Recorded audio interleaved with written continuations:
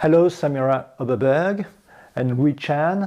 So you are DOP or Yep. cinematographer of the film Patience, and you are the director. Yes. And the writer too? I'm not the writer, Not the but writer. the editor as well. Editor. Okay, so that's very important for that film. So the film is Patience, Yeah. and I just would like to know why you called it Patience. That would be a question best reserved for the writers, probably, but I can clear that up a little bit. So the film itself is based on the diaries of one of our lead actresses and the screenwriter's mother. And she is a district nurse and has been a district nurse in the Midlands for the best part of almost 2 decades. And so being a district nurse, there's a lot of skills and qualities. You have to have lots of human, personable qualities because your job and your day-to-day is going to different people's homes and different people have different needs. Some things you have to be able to improvise, and thereabouts there comes a lot of patience that you need on the job. So I think there's a bit of a play on words there, but also it's about a story where your patience might run quite thin sometimes.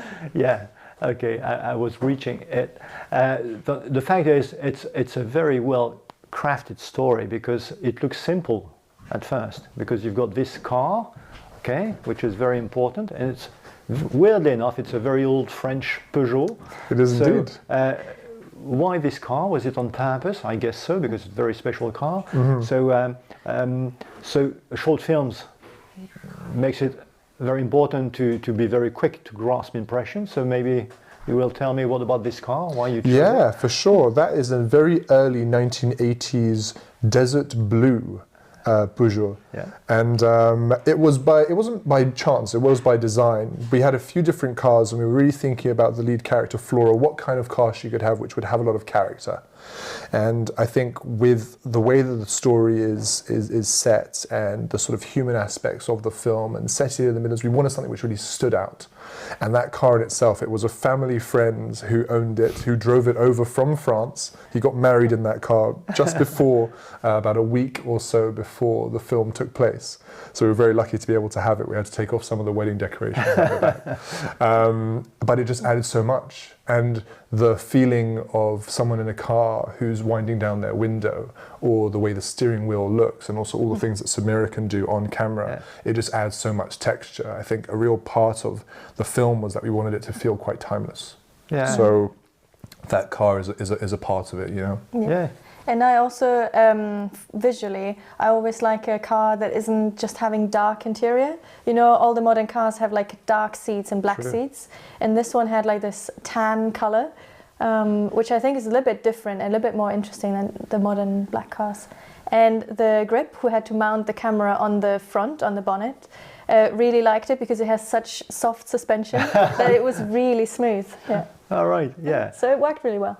Yeah, and there is a kind of vintage-like quality of the image connected to that car too. So how did you do that? Did you use special lenses or filters or? Yeah, so in pre-production, when we were talking about the look, we were talking about we want to make it soft and cinematic in some ways, and maybe vintage is a word to use as well.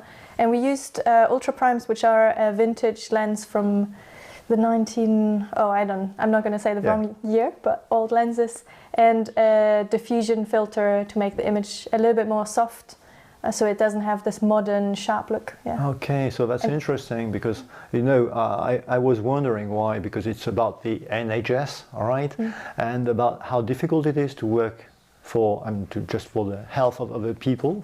But the fact is, it's timeless film because it's about human things and not about the problems that are nowadays of funding of the NHS. We've got the same problem here. But the fact is, and this image quality and the car and everything contributes to having something which is, always true. It's now, but it could be 20 years ago, 40 years ago. So what was the intention in doing this film? Focusing on people. I think Angus and Hayley, who are the writers and who are also the lead actors, Hayley Kalea and Angus Ruffley, who did a fantastic job on both fronts, the writing and the acting. I think they really wanted to take the diaries of Hayley's mother, where she had such specific details and things and routines she would have, because these are patients that she would treat every week for years sometimes. And some of these people maybe didn't have electricity in their home. Some people, because in the region where the film takes place, it's quite common that it floods. And so sometimes Hayley's mother would wear Wellington boots and get in a boat to get across where the water had raised. So all these things, they don't teach you on a job. These are things you learn from experience. And this is a very big part of the film, of all the little details and the ways in which things are not written in the manual book. So with that going full circle, that is part of the humanity. And another aspect of the humanity is you have this nurse who is basically a veteran nurse at the age of 29, maybe 30 years old, but she's been doing it for possibly over 10 years already. And she's fraying at the edges, and that's representative of lots of different strains that might be the case around healthcare systems. But it's a human story with there's the new nurse, the junior nurse coming in, and it's her job as the teacher, or possibly even a mother-like figure, teaching him what what this job entails, and are you cut out for it? Is this something you're going to be able to do? Without giving too much away, hopefully he shows the fortitude to do so. So I hope that answers the question. Yeah, sure. And well, now, about this relationship between those two characters, what's very interesting is that the way the film is built, it's not obvious, because you've got ups and downs in the relationship with people when it goes on for several days and weeks. And so there was writing, of course, before that. Then when you started shooting, and then when you did the editing too, did you respect what was written exactly the way it was written? Or did you find out that there were some scenes that you wanted to just put in because the actors had improvised something which was great and you wanted to keep it? And did you jumble the order of things? Because, as I said, when you talk to people, when you meet people for several days in a row, you've got ups and downs, and it's not something which is linear like this. So how did you organize that? How did you work with it?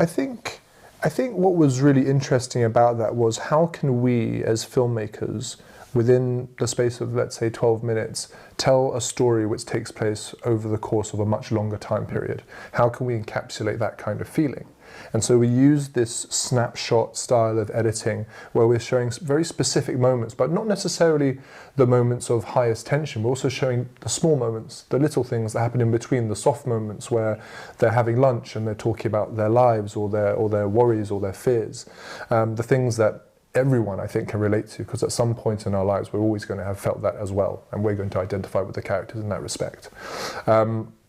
Now, did I respect the script? Of course I respected the script. You're always going to respect the script. But there was a lot of rewrites that we did beforehand, just to make sure that we were pushing things as much as we could. Is this as dramatic as it can be, or is this as dramatic as it needs to be for this scene?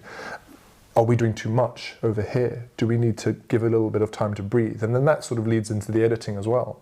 So sometimes when you're feeling that things are running a little bit over, you know when it is time to give a little bit of space and let things sit before we move on to the next subject. So we did change some things around. There were some scenes, some really powerful scenes actually, that we ended up not using, because personally and Hayley and Angus and I went back and forth on this over and over again, wanting to include this scene, but I didn't want to, because it felt that it just went too much maybe into almost melodrama. So I think we made the right choice, and but these are what I love. These are the conversations and the, not arguments, but the debates that you have to hopefully bring out the strongest piece of work. Yeah, well, I think it really works very well. I mean, because you've got some shots where you feel, you're surprised, okay, with the change, and then we've got another one, and then things will, after a while, you will understand what happened, and so really, it was very well made. And in terms of photography, I would say, having so many different shots to make sure that there is no big differences between the different shots. How did you work? How many days did you shoot to do the complete film? Was it 3? I think it was a 3-day shoot. Yeah. And what about it was outside, so the light was changing, I guess. Yeah. How did you adapt to this? Yeah, we had 3 days. And in a way, we didn't have, well, we had a lot of shots changing, but it was very specific. The way that we shot it was not safe. So some shots we just have the one shot frontal, the two of them acting, which means it gave you enough time, like it gave them enough time to really get the best performances out of it, which was, I think, is the strength of the film. In terms of how we managed to keep the light consistent, I have a wonderful gaffer that worked with me on the lighting, and a great team to and then scheduling, making sure you know where the sun is going to be at what time of the day, and then making sure that you're in that position, you know, because like we had some reflectors and things like that to work with to manipulate the daylight, but you still rely on where the sun but is. scheduling is very important, and I mean it makes it. I mean that's why making films is crazy, because when you think of all the things you've got to think about when you get into a project like this, and including a lot of people, then the weather elements, especially when you're outside, and a French car, which is okay. Didn't make any problems. No, but really, no. The result is great. I mean, I'm sure that everybody will love it this evening when we screen it. And were you in other festival before with the film? We were. We're simultaneously we're screening at the Norwich Film Festival, of course, in the UK right now. Yeah, of course. So I mean, that's our twinning city here, and we are some kind twin with the Norwich Festival too. We've got some connection when you register for the This Is England Festival. We've got something amazing, because you were in Norwich before.